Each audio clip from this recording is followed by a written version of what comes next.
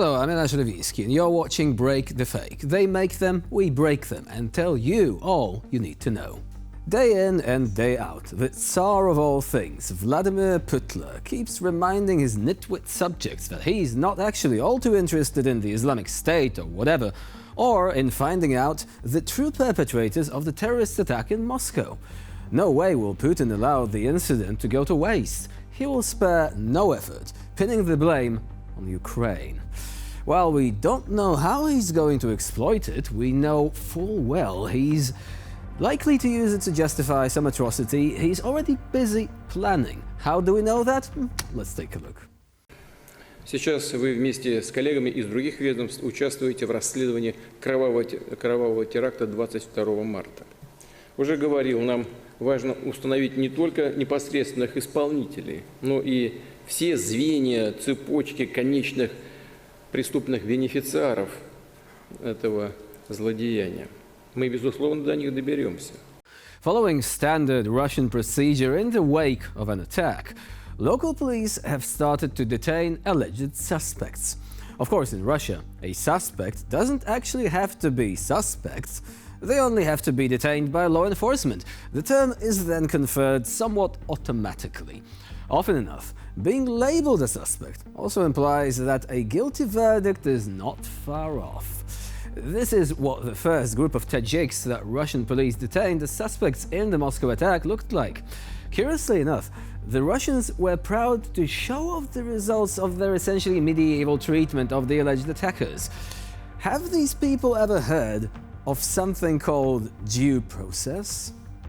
But Moscow is far from being satisfied. It definitely won't end with this one show trial. Ever since then, the Russians have been offering up ever new individual suspects in the case. The FSB is drip-feeding the drama like a true Hollywood thriller, or more appropriately, a slasher flick in the vein of the Saw series, judging by the gratuitous use of torture. But if you look closer, you'll see that each new suspect can be placed increasingly closer and closer to Ukraine.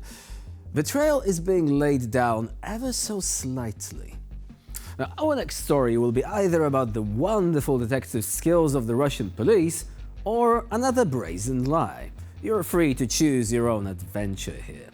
The Russian online magazine MASH has recently published a story about one Yakubjon Yusufzodu, a citizen of Tajikistan who was wrongfully detained in connection with the case of the terrorist attack at the Crocus City Hall. His case file says he was detained for resisting the police and arrested for 12 days on the 26th of March. The day before, a patrol noticed Yusufzodu and his efforts to avoid drawing police attention. When the officers finally caught up with the pair, Yusufzodu started to fight back and refused to hand over his papers, but was finally brought under control and taken to the nearby precinct. Suddenly, news outlets started to spread a story that framed him as the very guy who was sending money to the terrorists that killed people in Moscow on the 22nd of March.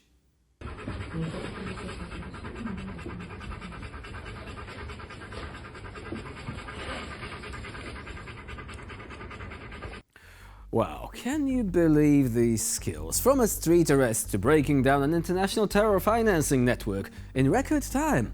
Sherlock Holmes himself would be jealous, if he was dealing with terror suspects, that is. Russian cops are finding bad guys left and right without so much as trying. Or maybe, just maybe, they are framing whoever they find and get on with their day. You choose. It's like with some movies. We all know where the plot is headed, but we're still gonna sit around and wait for the credits. However, Sergei Mardan, one clown we haven't featured in some time, has begun to spread spoilers around. He doesn't need to wait around for the story to conclude, you see. He's been told how it ends. А что будет дальше? А что будет дальше? Да мы целую неделю видим, что будет дальше. Дальше вся Украина будет методично превращаться в санитарную зону. Что такое санитарная зона? Это территория войны. Это местности, где нет электричества, где разбиты мосты, транспортные развязки, где не ходит железная дорога, где крупные города не в состоянии поддерживать нормальную жизнедеятельность, потому что там не работает водоснабжение, канализация, не работает МЧС, не работают нормально больницы. Это места, откуда уходят потоком люди. Мне кажется, сложился абсолютно полный консенсус вокруг той идеи, что Украину надо разобрать на кирпичи, чтобы там не осталось вообще ничего. Still, if you ask Russians, are you planning to conduct genocide and to commit war crimes, they're going to say, no, we've got no plans like this. Well, as we've said, choose your own adventure. We can really see where this is headed and what Russia wants to achieve. The question is whether it will be able to. Anyway, the Americans have now decided to add their own 2 cents. In recent weeks, the Ukrainian military has begun launching drone strikes against targets in Russia, using AI to make the targeting more precise. That drew a response from the United States. Representative to NATO Julianne Smith, who said at the press conference in Brussels that Washington does not support Ukrainian efforts to strike within Russia, has raised a few eyebrows. Quite a few, indeed, especially in Ukraine. Their 19th century experience has allowed the Americans to think that you can win a war without stepping a foot outside your own country, but that was a civil war they were fighting. Anyway, we digress. For some reason, Washington thinks that wars can be won by pacifists, welcoming the enemy with open arms. We at Break the Fake, on the other hand, don't really believe that.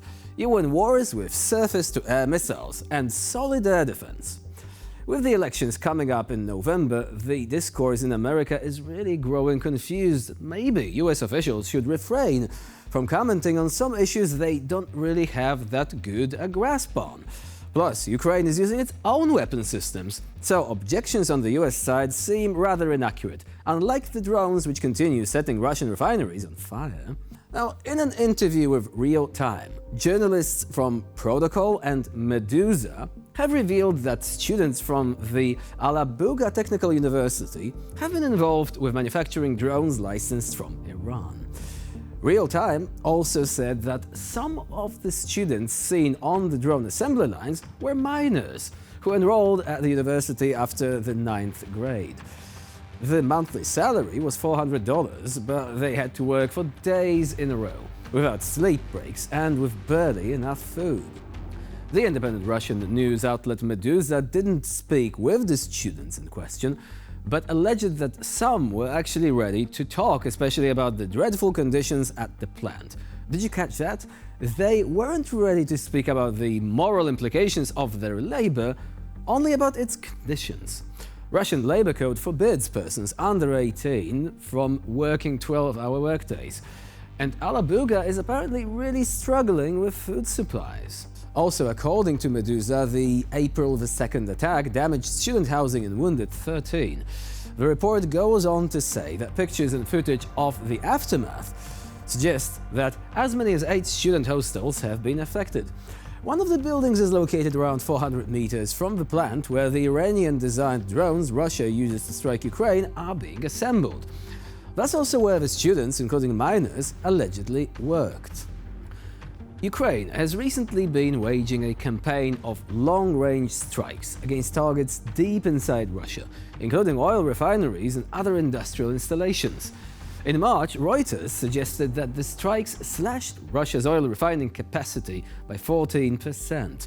According to analysts, Ukrainians have been targeting refineries instead of storage facilities precisely to affect Moscow's baseline output numbers. Meanwhile, Alexander Lukashenko seems to be making a lot of trips, with the recent one taking him to the city of Grodno. And we know how he loves to spout nonsense during his public appearances. This time around, he was responding to alleged rumors of Belarus looking to recruit Lithuanian and Latvian nationals. At which rumor mill did he get that golden nugget, we may ask? Когда-то мы у них топоры и вилки покупали, были времена 90-е. Сейчас они к нам едут и дрова готовы у нас купить. Ну, если наши людям есть что-то продать, ну пусть продадут. Но чисто по-человечески. Вот он хочет завербовать литовцев и латышей. Да Господь с вами, не надо мне эта вербовка, кто ж так вербует? Кого надо, мы уже давно завербовали. Is this the first time we've heard Lukashenko inadvertently tell the truth? Everyone we wanted to recruit, we already recruited. End of quote. Wow, quite the statement. Maybe it's the potato king trying to make himself look good in front of his people. But we think they know the score, as does the rest of the world. Well, he always has his fierce, fluffy lapdog to fall back upon. With a battle beast like that, who needs more troops? And with this canine interjection, we end this episode of Break the Fake. Please stay with us here on TVP World for more latest news and updates.